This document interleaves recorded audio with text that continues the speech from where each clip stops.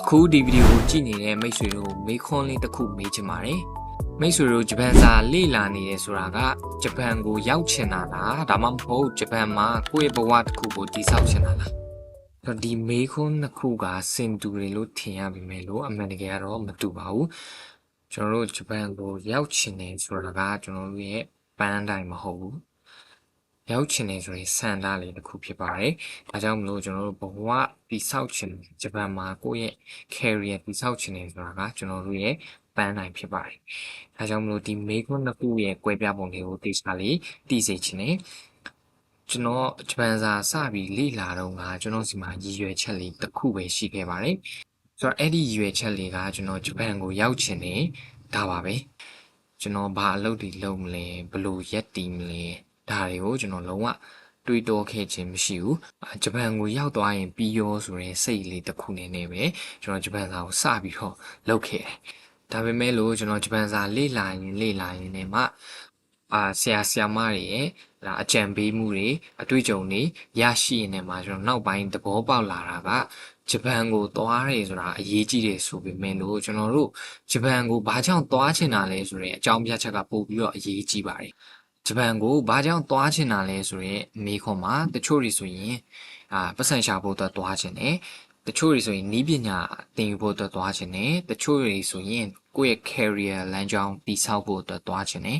တချို့တွေဆိုရင်ကျွန်တော်တို့ရဲ့မိသားစုဘဝကိုပြောင်းလဲခြင်းတဲ့အတွက်ကြောင့်မလို့သွားခြင်းတယ်ဒီအချက်တွေကြောင့်ဂျပန်ကိုသွားခြင်းတယ်ဆိုပြီးတော့ရည်ရွယ်ထားကြတာတော့ဗျာဒါကြောင့်မလို့ကျွန်တော်တို့ရည်ရွယ်ချက်တွေရှင်းရှင်းလင်းလင်းမရှိဘူးဆိုရင်ဘာတွေဖြစ်လာနိုင်လဲကျွန်တော်တို့ဂျပန်စာကိုစလေ့လာပြီးဆိုကြတဲ့ဂျပန်စာနဲ့အရင်ဆုံးထိတွေ့ရတာအဲ့အခါကျရင်ကျွန်တော်တို့ဂျပန်စာတွေက level မြင့်လာလေပို့ပြီးတော့ခတ်လာလေဖြစ်တဲ့အတွက်ကြောင့်မလို့ကျွန်တော်တို့လမ်းတစ်ဝက်ရောက်တဲ့အခါမှာပဲငါဒါတကယ်လိုချင်တဲ့ဘဝလားကျွန်တော်တို့စိတ်ဓာတ်တွေကျသွားတယ်ဒါကြောင့်မလို့ကျွန်တော်တို့ကရည်ရွယ်ချက်ကိုရှင်းရှင်းလင်းလင်းအစကတည်းကနေသတ်မှတ်ထားဖို့လိုအပ်တယ်။ဂျပန်စာကိုစတင်နေတဲ့သူတွေကိုအကြံပေးချင်တာလေးတစ်ခုပါဂျပန်စာကိုစပြီးတော့သင်နေတုန်းမှာပဲဖြစ်ဖြစ်အခုလက်ရှိလေ့လာနေတဲ့ကာလမှာပဲဖြစ်ဖြစ်ပေါ့နော်ကိုမေးခွန်းပြန်မေးကြည့်ပါငါဘာကြောင့်ဂျပန်စာကိုသင်နေတာလဲနော်ဂျပန်စာကိုသင်ရတဲ့အကြောင်းပြချက်လေးလိုအပ်တယ်ပြီးတော့ဂျပန်ကိုဘာကြောင့်သွားချင်တာလဲနော်ဒီအကြောင်းပြချက်လေးလိုအပ်တယ်နောက်ပြီးတော့ကိုဖြစ်ချင်တဲ့လူကဘယ်လိုလူမျိုးလဲပေါ့နော်အနာဂတ်မှာကိုဘယ်လိုလူမျိုးဖြစ်ချင်တာလဲဒါတွေကိုကျွန်တော်တို့ရှင်းရှင်းလင်းလင်းသိထားဖို့လိုအပ်ပါတယ်ဒီမေးခွန်းလေးတွေကိုကိုပြန်မေးကြည့်ပါဒီမေးခွန်းတွေရဲ့အဖြေကိုကျွန်တော်တို့သိထားမယ်ဆိုရင်ကျွန်တော်တို့ပင်ပန်းတဲ့နေ့တွေမှာဆိုရင်တော့ကျွန်တော်တို့ရဲ့ရည်ရွယ်ချက်ရှိတဲ့အတွက်ကြောင့်မလို့ဖြောင်းတန်းနဲ့ဆက်ရှောင်းနိုင်တယ်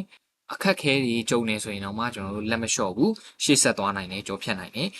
လမ်းကြောင်းမှန်ပေါ်ရောက်တဲ့အတွက်ကြောင့်မလို့ရည်ရွယ်ချက်လေးကောင်းတည်နေတဲ့အတွက်ကြောင့်မလို့ကိုဖြစ်ချင်တဲ့ရည်မှန်းချက်အတွက်ကျွန်တော်တို့ခွန်အားရတယ်ပေါ့ဗျာဒါကြောင့်မလို့ဒီမေးခွန်းတွေရဲ့အဖြေကိုကိုရှာဖွေတတ်ဖို့လိုအပ်ပါတယ်ကျွန်တော်ဂျပန်စာကိုစပြီးလေ့လာခဲ့တဲ့ဆိုရင်ခုနပြောသလိုပဲဂျပန်ရောက်ရင်ပြီးရောရည်ရွယ်ချက်ကခိုင်မာမရှိဘူးပန်းနိုင်ရလဲတိတိကျကျမရှိတဲ့အတွက်ကြောင့်မလို့ကျွန်တော်တို့ကတော့အခက်ခဲလေးတစ်ခုဖြစ်ခဲ့တာပေါ့နော်ဂျပန်စာကိုလေ့လာနေရင်မှဒီစာကြီးကိုမလုပ်ချင်တော့ဘူးငါဒီစာကြီးဒါခက်တာပဲဆိုပြီးတော့ကိုလက်လျှော့ချင်တဲ့အတွေးတွေအများကြီးဝင်ခဲ့တယ်ဒါပေမဲ့လို့ဒီမေးခွန်းတွေရဲ့အဖြေကိုကိုယ်တိုင်ရှာဖွေလိုက်တဲ့အခါမှာကျွန်တော်ဘာဖြစ်ချင်တာလဲကိုဘာဖြစ်ချင်တာလဲကိုဘာကြောင့်ဂျပန်ကိုသွားချင်တာလဲဂျပန်စာသင်ရရည်ရွယ်ချက်ကဘာလဲဆိုတာသိသွားပြီးရဲ့နောက်မှာတော့တော်တော်လေးကိုအဆင်ပြေသွားခဲ့တယ်ဂျပန်စာလေ့လာတာလည်းပျော်လာတယ်ခက်ခဲတယ်ဆိုတာကျွန်တော်တို့ကတော့စိန်ခေါ်မှုတွေတစ်ခုလို့မြင်ပြီးတော့အခက်ခဲတွေကိုကြော်လာနိုင်တဲ့ခွန်အားတွေရခဲ့တယ်ပေါ့ဗျာဒါကြောင့်မလို့အခုဒီဗီဒီယိုကိုကြည့်နေတဲ့မိတ်ဆွေတွေကိုမေးခွန်းလေးတစ်ခုမေးချင်တာကဂျပန်စာကိုဘာကြောင့်သင်နေတာလဲဂျပန်ကိုဘာလို့သွားချင်တာလဲနောက်ပြီးတော့ဂျပန်မှာကိုကဘယ်လို career မျိုးကိုဘယ်လိုလူမျိုးဖြစ်ချင်တာလဲဆိုတာကိုရှင်းရှင်းလင်းလင်းသိပြီလားတကယ်လို့သိပြီဆိုရင် comment box လေးထဲမှာရေးခဲ့ပြီးပါကျွန်တော်လည်းဖတ်ချင်ပါတယ်ဂျပန်စာကိုတေချာလေးလေ့လာပြီးတော့ကိုရွေးချယ်ထားတဲ့လမ်းကိုယုံကြည်မှုရှိဆက်ရှောက်နိုင်ဖို့အတွက်ကျွန်တော်တို့ Henry Kutuba Map ကနေမှာစုမုံကောင်းလေးတောင်းပေးလိုက်ပါတယ်ခင်ဗျာ